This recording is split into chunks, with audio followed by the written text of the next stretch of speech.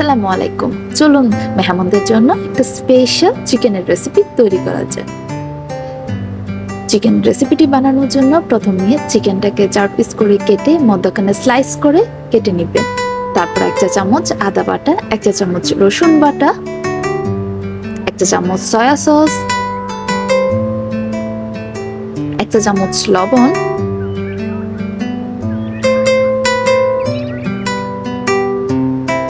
আধা চা চামচ হলুদের গুঁড়া, আধা চা চামচ ধনিয়া গুঁড়া,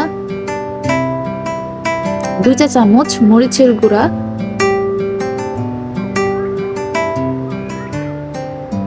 আধা চামচ দারচিনি গুঁড়া, 1 চা চামচ ঘরে থাকা যে কোনো মাংসের মশলা, সামান্য রেড ফুড কালার, 1 চা চামচ টমেটো সস, 2 চা চামচ কর্নফ্লাওয়ার। আপনারা চাইলে সাথে 1 চা চামচ ময়দাও মিক্স করে নিতে পারেন।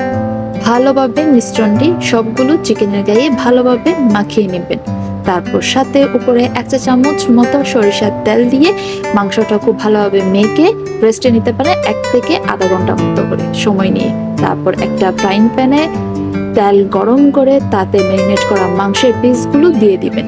মিডিয়াম টু লো আঁচে মাংসটা রান্না করতে হবে। আপনারা মাংস যাতে পুড়ে না যায় তার জন্য উল্টে পাল্টে ঢাকনা দিয়ে মাংসটা রান্না করবেন যতক্ষণ না পর্যন্ত সিদ্ধ হচ্ছে।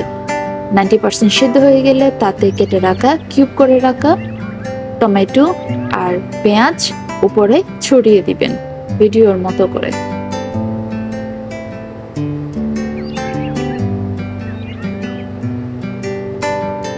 এরপর ঢাকনা দিয়ে একদম লো আছে প্রায় 10 মিনিটের মতো রান্না করবেন। মাংস সিদ্ধ হয়ে এলে নামিয়ে পরিবেশন করুন। খুব মজাদার একটা চিকেন রেসিপি। আপনারা যে কোনো পরোটা বা চিকেন নানের সাথে এটি সার্ভ করতে পারেন।